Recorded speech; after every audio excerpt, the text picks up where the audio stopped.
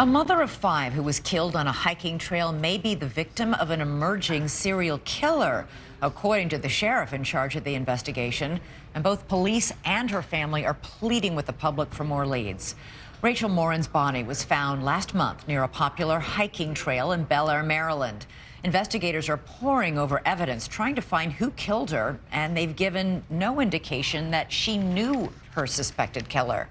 But they did release this doorbell camera footage showing the man they think did it. It's from a separate incident, an assault and home invasion in Los Angeles, nearly 3,000 miles away. Police made the link through a DNA match, but they don't know the man's name. He is described as a Hispanic male in his 20s who's 5 feet 9 inches tall and weighs around 160 pounds. Rachel Morin's brother tells NewsNation's Chris Cuomo that the public can help break this case wide open. We need a first and last name. We already have the DNA and we have a video. So we have a name, we got the guy, and, they get $10,000. $10,000 reward for any information leading to this man's arrest. Even more disturbing, the Maryland County Sheriff running the investigation says it's only a matter of time before the suspect kills again, something he could do over and over until he's caught. I spoke with Harford County Sheriff Jeff Gawler a short time ago. Sheriff, thanks for being here. Your remarks today are alarming. Why do you believe this suspect will kill again if he's not caught? Well, as most criminals, start small, they escalate, and that's what I believe could be, and my investigators believe could be the case with this individual, that the assault, home invasion, and an assault against a juvenile female was very serious. And, of course, what he did here in Harford County was just plain horrible, inhumane. So we believe that that's the case, that he will, if he hasn't already and just hasn't been linked up to our case, that he will, the public's in danger, that he'll do this again if he's provided the opportunity. Do you believe that Rachel Morin was his first victim when it comes to killing? That's what we have to go on now, because that's what we know. But again, we know him to be a violent criminal from the 2 acts that he's done, and I won't be surprised. I'll be saddened, as the rest of us will, but I won't be surprised if we find other victims that just haven't been linked up to Rachel's case, or that there are future victims that are ultimately linked back to this suspect. Yeah, you've called him an opportunistic predator. What do you mean by that?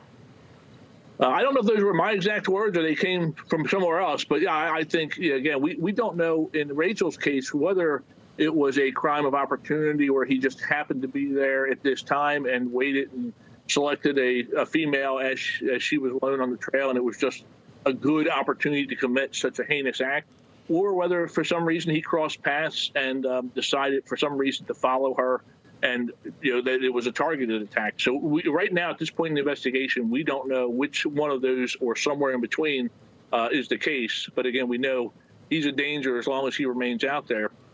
And we ask people to continue to look at that picture, share that video, and hit our tips line with any information you think might be relevant. You still haven't released any details about how Rachel Morin was murdered. Why not? Correct. I mean, the integrity of the investigation is top priority. What is important here is that we work the case diligently. We share with the public that which will help us bring this person into custody. But we also have to look at putting a solid court case together afterward to make sure that when we go in front of the criminal justice system and the judge, that a quality case is put forward. It's not jeopardized in any way. And then we put this guy behind bars forever so that he can never do this again. Let's take another look at that door cam video, the ring of the suspect leaving the house where he broke into and assaulted a young girl in Los Angeles. He has a very distinctive haircut, a very good look. You can get a good look at his build. Are you surprised that nobody is called in to say, I know who this guy is? I am, because I do believe there's someone out there, whether we've got the video in front of the right group. Obviously, it's a Hispanic male. We're reaching out to those groups here in our county and back in Los Angeles to try to get into that group, that demographic, because they don't, to the degree that we're all used to social media, and some of especially the people who work in one area and move to another area who are transient in that way, not a big presence on social media. So it's not the best picture. It is the best picture we have, but so I've said it's enough for someone who knows him to identify him. Have you done any other database searches of DNA? I mean, I know that obviously there's a DNA database that you've been able to link this attack in Los Angeles with this murder in Maryland. Two opposite ends of the country, thousands of miles apart.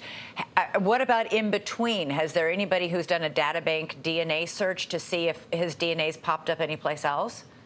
Well, it would hit off the national system, just like here. We submitted to the lab here run by the Maryland State Police, and they submitted up to the feds. So it would work whether there was a crime scene. If DNA was collected anywhere else in the country, it would hit through the same process we received our hit back to Los Angeles. All right, let's take one last look at that Ring camera video, because we see the arm of somebody closing the door after this suspect leaves this house that he's broken into and where he's attacked a girl.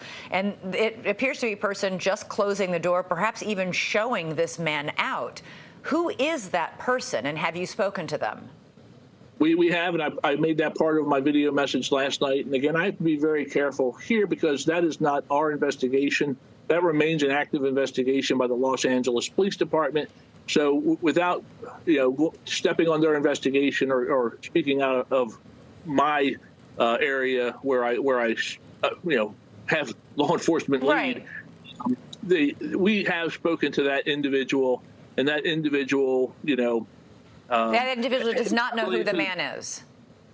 Does not know who, has not been able to provide us the identity of that person. Thanks so much for watching. Go to joinnn.com to find NewsNation on your television provider.